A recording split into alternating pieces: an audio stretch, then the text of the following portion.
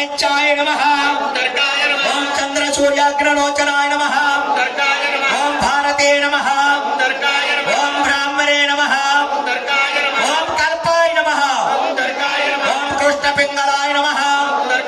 ఓం బ్రాహ్మణే నమః ఓం నారాయణ్యాయ నమః